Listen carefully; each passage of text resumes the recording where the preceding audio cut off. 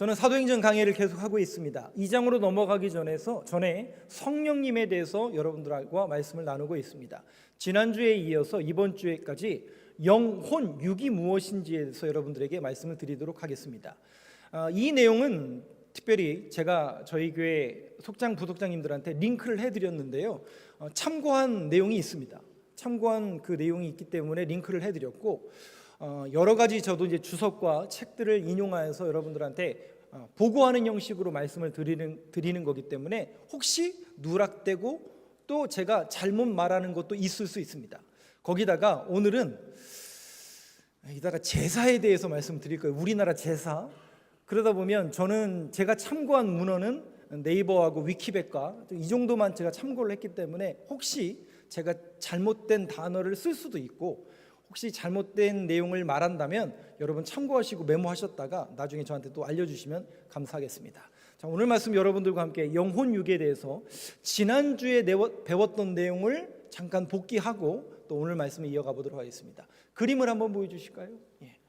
데살로니가전서 5장 23절에는 우리의 몸은 영과 혼과 육으로 되어 있다라고 말씀드렸습니다. 우리의 몸은 영과 혼과 육, 특별히 우리의 보통 마음이라고 하는 이 혼은 지와 정과 의, 양심으로 이루어져 있습니다. 그래서 지정의, 우리의 마음, 우리의 혼은 지정의로, 양심으로 이루어져 있기 때문에 생각하고 판단하고 슬퍼하고 기뻐하고 또 소망을 갖고 또 양심이 있기 때문에 이것이 옳은 길인지 그른지 판단할 수 있는 판단력이 양심 안에 있다라고 말씀을 드렸습니다.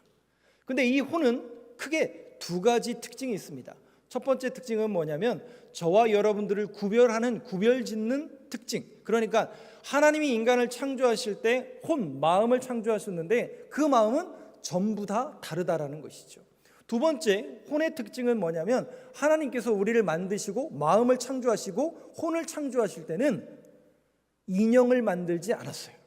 무슨 얘기라고요? 하나님은 우리를 인형이나 로봇처럼 하나님이 명령하면 그 명령에 무조건 수동적으로 태엽 감으면 수동적으로 움직이는 그런 로봇가 아니라 우리에게 마음을 불어넣어 주셔서 그 마음은 선택할 수 있는 자유의지가 있다라고 말씀을 드렸습니다. 자유의지가 있다고 말씀을 드렸어요. 그런데 그 마음 속에 하나님께서 창세기 2장 7절에 보니까 여호와 하나님이 땅의 흙으로 사람을 지으시고 생기를 그 코에 불어넣으시니, 하나님의 루하르, 하나님의 생기를 불어넣어 주시니까, 하나님은 어떤 분이신데요? 홀리 스피릿, 거룩하신 하나님의 거룩한 영이 우리 안에 들어옴으로 인하여 우리가 뭐가 됐다고요? 생영이 된지라. 그래서 그 마음 속에 하나님의 영을 불어넣어 주셔서 거룩한 영혼이 하나가 되는 영혼을 이루게 됐습니다. 그래서 우리는 생영이 된 겁니다. 그래서 창세기 표현에 의하면 하나님이 에덴 동산을 지으시고 인간을 창조하시고 생기를 불어넣어 주셔서 하나님의 영을 불어넣어 주셔서 하나님과 함께 에덴 동산과 하나님과 함께 하나님의 영으로 함께 거니는 것이 우리를 창조하신 목적이었는데, 문제는 뭐가 문제라고요? 그 인간에게, 그 영의 그 마음속에 죄악이 들어옴으로 인하여 하나님과의 우리와의 관계가 단절이 됩니다. 왜요? 하나님은 어떤 분이시라고요? 홀리, 거룩한 분인데 죄는 반대되는 거죠. 그러므로 인하여 우리 안에 죄악이 들어옴으로 인하여 뭐가 깨진 거예요? 홀리가 깨진 거죠. 영적인 영이 깨진 거죠. 그래서 누구의 지배를 받느냐? 이제는 하나님의 거룩한 영의 지배를 받는 삶이 아니라 그런 마음이 아니라 죄악된 마음과 혼의 지배를 받는 그런 사람으로 변하게 됩니다. 하나님과의 관계가 끊어져 버린 거죠. 그래서 하나님의 형상대로 지음받고 창조된 우리가 하나님의 형상대로 행하고 하나님의 형상대로 살아가는 게 아니라, 놀랍게도 아담의 형상을 따라 아담의 후손답게 살아가더라는 거죠. 창세기 5장 3절 말씀 한번 보여주시죠. 한번 이 말씀 같이 읽어보겠습니다. 시작. 아담은 130세에 자기의 모양 곧 자기의 형상과 같은 아들을 낳아 이름을 셋이라 하였고. 에스겔서 18장 4절도 한번 먼저 보여주세요. 에스겔서 18장 4절.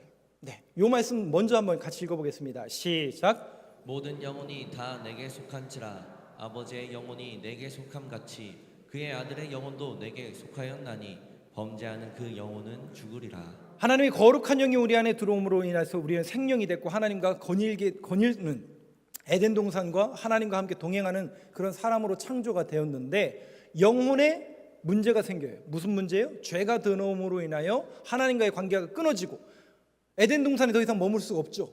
그래서 쫓겨나서 우리는 수고하고 해산의 고통을 느끼며 죽음에 이르는, 결국 그 영혼은 죽을 수밖에 없는 결론을 맞이하게 되었습니다.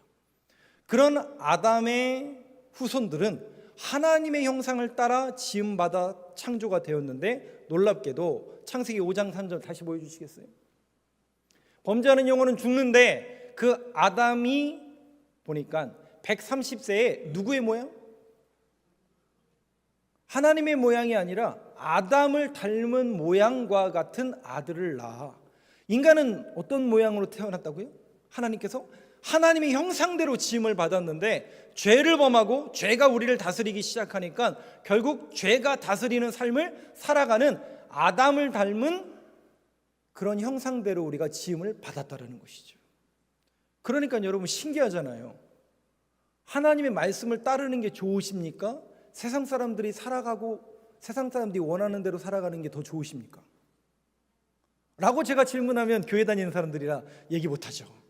근데 실상은 말은 못하지만 어느 쪽이 더 가깝냐면 하나님의 형상보다는 죄 쪽이에요. 그게 더 편하잖아요. 솔직히 말하면. 목사님 뭐 그렇게 어렵게 사시려고 그래요. 그냥 이렇게 좋은 게 좋은 거 아닙니까? 세상 사람 다 이렇게 사는데 둥글게 우리 언제까지 그렇게 살아야 되는 거죠? 언제까지 그렇게 사는 게 진짜 좋은 건가요? 여러분 그렇게 살아봤더니 행복하세요? 세상 사람들이 누리는 거 다 누려보고 세상 사람들이 이거 가지면 최고라고 하니까 그거 다 가져봤어요. 행복하셨어요? 행복하죠? 근데 그 기간이 너무 짧아요. 그죠? 안 가져보셨나 보네요. 너무 짧아요. 뭔가 공허해요. 그래서 우리는 어떻게 해요? 뭐 다른 것 없나? 더 액티브하고 익스트림한 거 더 없나? 더 자극적인 거 뭐 없나? 왜냐하면 하나님의 거룩한 속성을 따라가는 하나님의 영에 붙들린 삶이 아니라 세상의 영에 붙들려서고 세상의 죄악된 습성을 따라 죄악의 형상을 닮은 사람으로 살아가다 보니까 우리가 자꾸 이쪽에 귀가 기울여지는 거예요. 그래서 이 세상이 성경적인 표현으로 하면 죄가 만연한 이유가 바로 거기에 있습니다. 왜? 거기가 더 쉽고 더 편하고 더 좋은 것처럼 보이니까. 그런데 여러분 아니에요. 속지 마세요. 사단의 속삭임에 여러분 속지 마세요. 이게 아니다라고 분별하실 수 있어야 돼요. 그 길은 온전한 길이 아니고 행복한 길이 아니다라고 끊어내고 내 마음과 내 영혼이 살기 위해서, 그래서 하나님은 그 죽을 수밖에 없는 그 영혼, 죄로 인해서 무너진 그 영혼들을 살리기 위해서 하나님의 방법대로 그들을 구원하시죠. 저는 오늘 예수님을 통해서 구원하는 그 구원에 대한 메시지보다 성경적인 의미에서 영혼 육을 살아내는 그 내용을 조금 더 초점을 맞춰서 말씀을 드리도록 하겠습니다. 성경에는 영혼이 살아나는 방법을 쓰고 있습니다. 어떻게 우리 영혼이 살아날까? 시편 말씀을 한번 보여주실까요? 네, 19편 7절 말씀입니다. 같이 읽겠습니다. 시작. 여호와의 율법은 완전하여 영혼을 소성시키며 여호와의 증거는 확실하여 우둔한 자를 지혜롭게 하며. 범죄하는 영혼은 죽을 수밖에 없는데 그 영혼이 살아나는 방법이 뭐냐? 하나님의 말씀이, 하나님의 율법이 우리의 영혼을 되살린다는 뜻이에요. 결국 우리가 다시 영이 살아나는 방법은 말씀을 들을 때에, 거기다가 이사야서 55장 3절을 보시죠. 같이 읽겠습니다. 시작. 너희는 귀를 기울이고 내게로 나와 들으라. 그리하면 너희의 영혼이 살리라. 내가 너희를 위하여 영원한 언약을 맺으리니 곧 다윗에게 허락한 확실한 은혜이니라. 여기 보세요. 너희는 귀를 기울이고 내게로 나와 들으라. 하나님 앞에 나와 하나님의 말씀 듣고 예배하며 말씀과 기도로 거룩하여짐이니라. 왜 거룩해져야 돼요? 하나님의 속성이 거룩이거든요. 그래서 우리의 심령에 죄악된 불순물들을 제거해야 돼요. 그래서 말씀과 기도로 하나님 앞에 거룩을 지향하고 거룩한 마음으로 나아가면 거룩한 영이 다시 살아날 수 있는 거예요. 그런데 말씀도 읽지 않고, 그런데 신앙인이 기도도 하지 않는다. 여러분, 그 영이 살아날 수 있어요, 없어요? 교회는 다닐 수 있어요, 죄송하지만. 신앙인의 겉모습을 갖출 수 있어요. 근데 여러분, 절대로 성령님을 속이지 마세요. 오늘도 여러분들이 예배의 자리에 나오셨잖아요. 이 예배의 자리에 나왔다는 것은 저를 만나러 온 게 아니라 하나님을 만나러 온 거예요. 목사님, 하나님 어디 계신데요? 물론 보여지지 않고 만질 수가 없기 때문에 하나님은 여기뿐만 아니라 여러분들의 모든 삶, 또 여러분들의 심령 속에 늘 함께 하시는 무소부재의 하나님이시지만, 오늘도 하나님을 예배하고 하나님을 만나는 그 자리 가운데 나왔다라는 것은 하나님을 만나기 위한 그 열망과 소망이 있기 때문에 여러분들이 나오신 거예요. 왜냐하면 여러분들이 그 하나님을 만나셔서 여러분들의 영적인 문제가 해결이 돼야만 여러분들의 영이 다시 살아나거든요. 그런데 우리가 같이 공예배를 이렇게 드리고 있으니까 같이 예배를 이렇게 드리고 있잖아요. 근데 여러분, 하나님을 만나는 거는 같이 만나는 게 아닙니다. 어떤 분은 만날 수 있지만, 죄송하지만 어떤 분은 교회만 왔다 갈 수도 있어요. 그래서 하나님을 만나는 거는 1대1로 만나는 겁니다. 우리가 함께 모여 예배를 드리지만 하나님은 1대1로 만나는 겁니다. 근데 하나님은 어떤 분이시라고요? 거룩하신 분이기 때문에 저와 여러분들의 마음과 심령이 거룩해져야 돼요. 말씀과 기도로 거룩해지지 않으면 죄송하지만 하나님을 만날 수 없어요. 그래서 여러분들이 항상 하나님 앞에 하나님을 만나는 자리에 나온다면 여러분들이 첫 번째 해결해야 될 문제가 뭐예요? 죄의 문제를 해결하셔야 돼요. 왜? 하나님은 깨끗하시고 온전하시고 홀리하신 분이기 때문에 죄된 우리는 죽었다 깨어나도 만날 수가 없거든요. 그런데 예수 그리스도의 보혈의 피를 의지하여 나의 모든 죄를 씻겨 주시옵소서. 그렇게 정결한 우리를 하나님은 만나 주신다고 했거든요. 그래서 여러분들이 그 죄를 고백하셔야 되는 거예요. 그리고 그 하나님을 1대1로 여러분들이 만나셔야 됩니다. 그런데 죄송해요, 제가 아직 영적인 능력이 없어서 여러분들이 하나님을 제대로 만나고 있는지 제가 알 수 있을까요, 없을까요? 저도 몰라요. 혹시 여러분들이 지금 이 강단 앞에 서 있는 이 목사가 거룩한 사람인지 거룩하지 아니한 사람인지 알 수 있으세요, 모르세요? 얘기가 거시기하잖아요. 근데 여러분, 죄송해요, 속일 수는 있어요. 목사님이 속인다고요? 네, 저도 여러분 속일 수 있어요. 신령한 목사, 능력 있는 목사, 뭔가 청산유수 말 잘하고 뭔가 있어 보이는 목사 얼마든지 속일 수 있습니다. 그렇다면 여러분들은요? 여러분들도 하나님을 그럴 수 있습니다. 중요한 것은 여러분들이 지금 예배의 자리에 나와서 저한테 잘 보이기 위한 예배가 아니라 하나님 앞에 잘 보이는 예배를 드리셔야 돼요.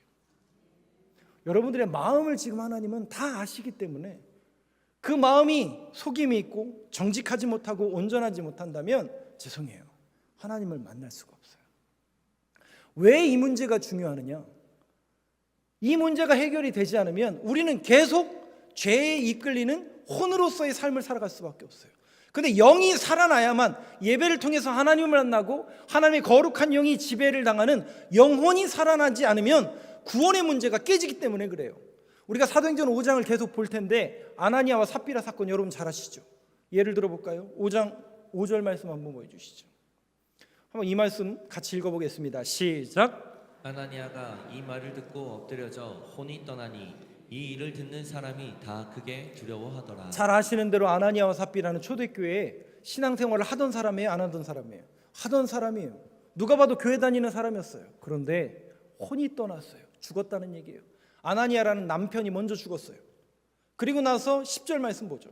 몇 시간 있다가 그의 아내인 삽비라도 죽습니다. 같이 읽어보겠습니다. 시작. 곧 그가 베드로의 발 앞에 엎드려져 혼이 떠나는지라 젊은 사람들이 들어와 죽은 것을 보고 메어다가 그의 남편 곁에 장사하니. 5절에도 10절에도 아나니아와 삽비라의 죽음 속에서 공통적으로 보여주는 게 뭐예요? 혼이 떠나는지라. 그런데 이 비슷한 시기에 죽은 한 인물이 또 있어요. 그게 누구냐면 사도행전 7장에 나오는 스데반이라는 사람이에요. 그 스데반의 죽음을 한번 보시죠. 같이 읽어보겠습니다. 시작. 그들이 돌로 스데반을 치니 스데반이 부르짖어 이르되 주 예수여 내 영혼을 받으시옵소서 하고. 뭐가 다르죠? 죽은 건 똑같은데 뭐가 다르죠? 아나니아와 삽비라는 혼이 떠났어요. 그런데 스데반이 뭐라고 얘기합니까? 죽기 전에 하나님 내 영혼을 받아주옵소서. 혹시 기억나세요? 십자가에서 예수님이 죽기 전에 하신 말씀이 뭐죠? 내 영혼을 받으소서. 영이 살아났다는 얘기, 안 살아났다는 얘기예요? 살아난 거예요. 영이 살아났기 때문에 영혼을 받아주옵소서. 어디로요? 천국에 받아주옵소서. 전도서 12장 7절 말씀 한번 보여주시죠. 전도서 12장 7절 같이 읽겠습니다. 시작. 흙은 여전히 땅으로 돌아가고 영은 그것을 주신 하나님께로 돌아가기 전에 기억하라. 무슨 문제예요? 혼이 있고 영혼이 있어요. 구원의 문제예요, 여러분. 구원의 문제예요. 우리가 죽어서 가야 될 구원의 문제라고요. 교회를 다니는 게 구원의 조건이 아닙니다, 여러분. 내 영혼이 진정 하나님 앞에 구원받았느냐? 그것은 영이 살아나는 거예요. 영이 살아나는 거예요. 그런데 어떤 사람은 혼이 떠나는지라. 영혼은 하나님께로 돌아가기 전에 기억하라. 중요한 문제이기 때문에 제가 여러분들한테 오해하지 말고 드세요. 저는 신앙적으로 강요하고 강조하는 것을 지극히 양하려고 하는 사람 중에 하나입니다. 왜냐하면 저는 어렸을 때부터 계속 이렇게 세뇌 당하시듯이 들었던 게 신앙 교육이었어요. 그러다 보니까 저는 그게 너무 거부감으로 왔어요. 이해가 되지 않고 합리적으로 아무리 봐도 말이 안 맞는데 이거를 강요하는 신앙이 저는 너무나 싫었어요. 저는 여러분들한테 강요하는 목사는 되고 싶지 않아요. 그러나 여러분, 이거는 너무 중요한 문제예요. 왜 중요한 문제냐? 우리의 영혼의 구원에 대한 문제이기 때문에 너무 중요한 문제입니다. 그럼 그 차이가 뭐냐? 베드로가 아나니아와 삽비라를 이렇게 지적합니다. 사도행전 5장 3절을 한번 보시죠. 같이 읽겠습니다. 시작. 베드로가 이르되 아나니아야 어찌하여 사탄이 내 마음에 가득하여 내가 성령을 속이고 땅값의 얼마를 감추었느냐. 사람은 속일 수 없지만 사람은 속일 수 있지만 하나님은 여러분 죄송하지만 속일 수가 없어요. 여러분들이 지금 멀쩡하게 다 이렇게 앉아 계시죠. 저도 멀쩡한 목사로서 이렇게 양복 입고 넥타이 메고 앞에 서 있지만 제 마음, 제 심령을 여러분들을 속일 수는 있지만 하나님을 속일 수는 없어요. 여러분들도 마찬가지입니다. 이렇게 앉아 계시지만 하나님은 저와 여러분들의 이 자세도 보지만 더 중요한 여러분들의 심령을 깨트려 보세요. 우리의 심령이 아직도 제약되고 아직도 세상에 이끌려 있다면 빨리 끊어내셔야 돼요. 그리고 죄악된 것들이 있다면 이 시간 이 말씀을 들을 때 여러분 빨리 끊어내세요. 성경은 우리에게 끊어내는 방법을 가르쳐주잖아요. 이거. 그래서 그 문제를 해결하기 위해서 예수님이 이 자리 십자가에서 죽으시고 그 보혈의 피를 흘려주신 거예요. 그 사실을 믿고 내 모든 죄악을 그 주 부님께 말하고 고백하면 용서해 주신다라고 했어요. 그걸 우리는 회개라고 하는 거예요. 이 회개의 역사가 우리가 늘 일어나야 되는 거예요. 제가 여러분들한테 다시 말씀드리지만 여러분들을 막 몰아내고 이거 아니면 안 돼 무섭게 하려고 하는 목사 저 아니라니까요. 근데 성경에서 우리가 그걸 이야기하고 있잖아요. 베드로전서 1장 9절을 한번 보실까요? 같이 읽겠습니다. 시작.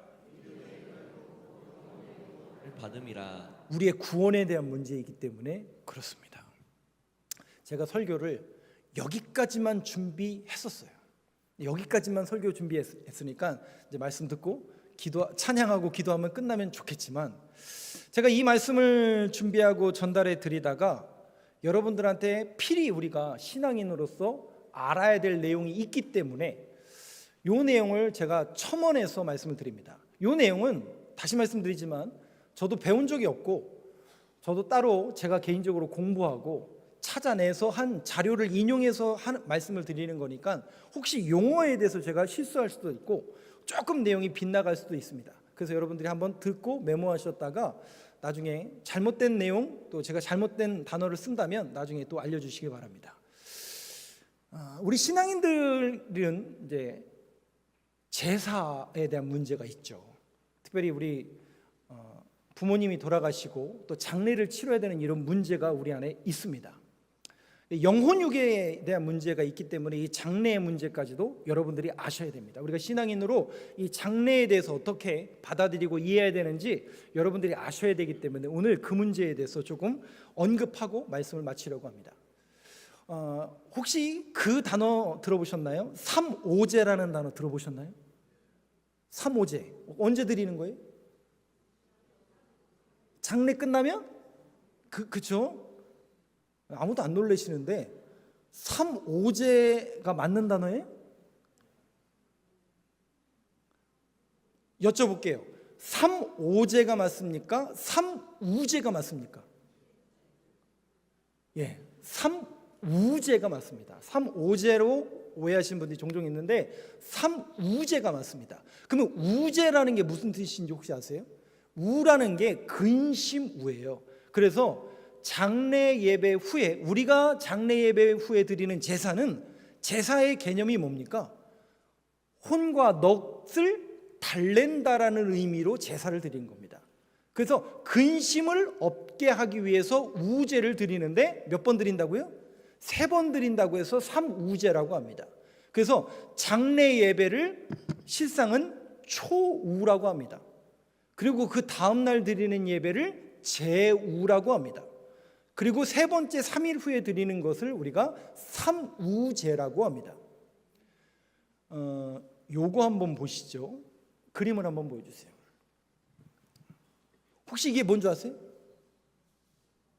이거 명칭 아세요? 명칭. 이거 장례 예배 우리 이렇게 드릴 때 그 앞에다가 이름을 이렇게 쓰는 위패라고 하는 거 혹시 아세요? 예, 위패. 근데 저 위패의 정식 명칭이 뭐냐면 혼백이라는 겁니다. 뭐라고요? 별걸 다 가르쳐 주죠? 혼백이라는 게 정식 명칭이에요. 근데 저거를 3가지로 부를 수 있어요. 혼백, 위패, 신주라고 부릅니다. 이거 설명해 드릴게요. 제사의 개념 속에서는 다시 말씀드리지만 고인의 넋을 달랜다라는 의미예요. 사람이 죽으면 혼과 백, 2가지 귀신, 혼과 백, 우리 네이버에 검색해 보면 넋으로 표현하더라고요. 그러니까 혼이라는 넋이 있고 백이라는 넋이 있는 거예요. 그럼 이 백이라는 넋은 어디에 있는 거냐면 죽은 시신에 깃든 귀신이에요. 넋이에요. 그러면 그 죽은 시신에 깃든 그 백이라는 넋을 기리기 위해서 어떻게 하는 거냐면 무덤에다가 안치를 하는 거예요. 그럼 태우면 돼요, 안 돼요? 이 사고방식이라면 태우면 안 되는 거예요. 그래서 우리가 유교 문화 속에서 무덤 문화가 바로 화장 문화가 아니라 무덤 문화였던 게 바로 백 때문에 그래요. 백이라는 넋을 기리기 위해서. 그래서 파묘 여러분 영화 여러분 보시잖아요. 무덤을 잘 써야 되는 이유가 뭐예요? 그 백이라는 넋을 잘 섬기고 기리면 소위 말해서 있어 보이게 무덤을 잘 가꾸면 후손들이 복 받는다 라고 해서 백을 기린다라는 의미로 무덤을 만드는 겁니다. 그러면 그 혼은요? 그 혼이 잠깐 저승 가기 전에 머무는 데가 어디냐면 저거라는 거예요. 저 그림. 그래서 여러분들이 영정사진이 있고 그 앞에다가 혼백이라고 하는 그 안에 그 혼이 머문다라는 의미로서 혼백이라고 이름을 씁니다. 근데 그 안에 내용을 보면 학생부군 신위라고 써 있어요. 신위라는 건 뭐냐면 신주가 머무는 자리라는 뜻이에요. 그래서 저 위패, 혼백 저거를 신주라고 이야기합니다. 그래서 그 신주가 머무는 자리라고 해서 신위라고 쓰는 겁니다. 그리고 그 신위가 되고 저 신주가 되는 저 물건이 귀하기 때문에 왜요? 자신의 조상들의 혼이 담겨 있다라고 주장하고 생각하기 때문에 저걸 어떻게 생겨요? 사당을 지어서 이거는 이제 일반 평민이 아니라 양반집이겠죠. 저 위패를 하나씩 모셔놓은 걸 우리가 사당이라고 합니다. 그럼 일반 가정은 어떻게 해요? 저 위패를 다 못 모으니까 저 이름을 떼어서 저 신주를 떼어서 어디다 담아요? 넘겨주시죠. 여기다 담는 거예요. 여기다 담는 거예요. 목사님 저 우리 동네에 있는 그거 맞아요. 근데 이거를 다시요. 제가 지금 올해 아직 50이 안 됐는데 저는 기억을 해요. 근데 제가 몇 년 전에 우리 주원종 목사님 있잖아요. 저하고 9살 차이 나는데 저걸 본 적이 있냐니까 모른대요. 당연히 여기 송재환 목사님 이런 분들 몰라요. 저거 모르는 세대예요. 모르는 세대. 여러분 저게 뭐예요? 그 신주를 모셔놨다고 해서 신주단지라고 부르는 겁니다. 근데 제가 믿음이 있다고요, 없다고요? 저거를 열어봤을까 안 열어봤을까요? 저희 집은 없었어요. 기독교인이긴. 근데 친구네 집에 가면 저기 항상 있어요. 근데 제가 궁금했을까요, 안 궁금했을까요? 제가 믿음도 없는 나라 저는 만지고 내 눈으로 보기 전에는 못 믿어요. 저 안에 뭐가 있나 안 가르쳐줘요. 그래서 몰래 열어봤더니 세상에 그 당시에 귀하던 쌀이 거기 있는 거예요.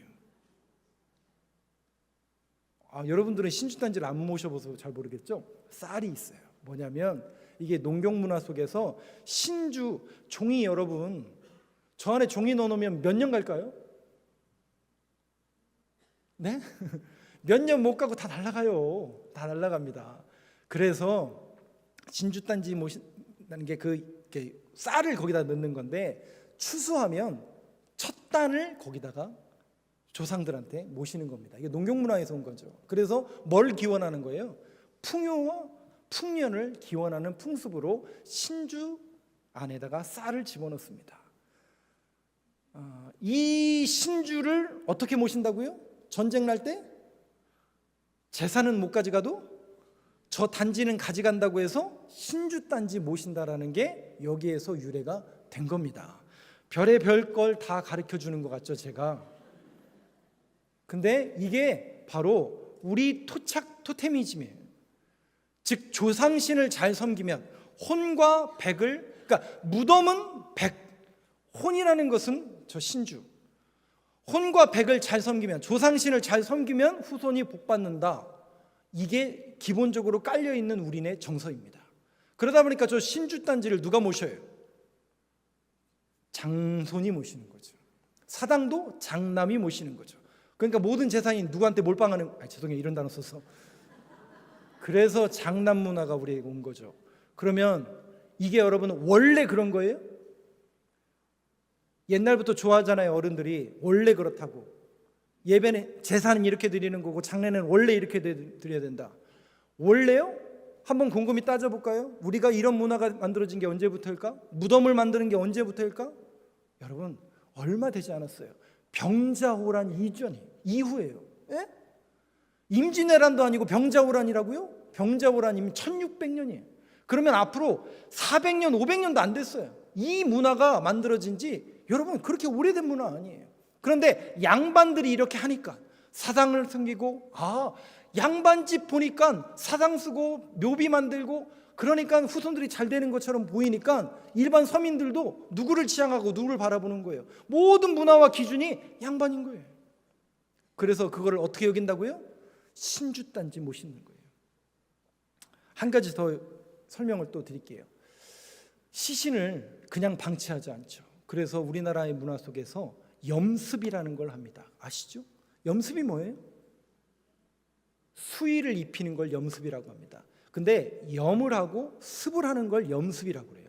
습이라는 것은 수의를 입히는 것을 습이라고 하고, 염이라는 것은 수의를 입힌 시신을 관에 안치하는 것을 염이라고 이야기합니다. 별걸 다 가르쳐 주는 것처럼 보일지 모르지만 이게 우리나라 전통적으로 내려오는 조상신을 섬긴다라는 그런 거예요. 거기 안에서 효가 있고 거기 안에서 조상신을 잘 섬김으로 인하여 우리가 복받는다라는 개념이 이 안에서 도출이 된 거예요. 그런데 여러분, 우리가 믿는 기독교는 죽은 자를 섬기는 기독교입니까? 살아계신 하나님을 믿는 종교입니까? 우리 기독교는요, 죽은 자를 섬기는 종교가 아니에요. 살아계신 하나님을 섬기는 종교가 기독교입니다. 우리의 죽어서 우리의 영이 살아나서 가야 될 나라가 있는 거예요. 끝이 아니에요, 여러분. 이 세상이 끝이 아니라고요. 구원의 문제입니다. 우리는 소망이 있어요. 무슨 소망? 예수 믿어 천국 간다라는 소망이 있는 거예요. 그러니까 거기에 미련을 갖지 않는 거예요. 조상신에 미련 갖지 않는 거예요. 우리는 영원한 나라에 갈 것이고 영원한 하나님의 편에 설 것을 기대하고 소망하기 때문에 우리의 영혼이 구원받아야 되기 때문에 여러분들이 이 부분에 초점을 맞춰서 늘 생각하시고 그런 믿음의 고백으로 나아가길 간절히 소망합니다.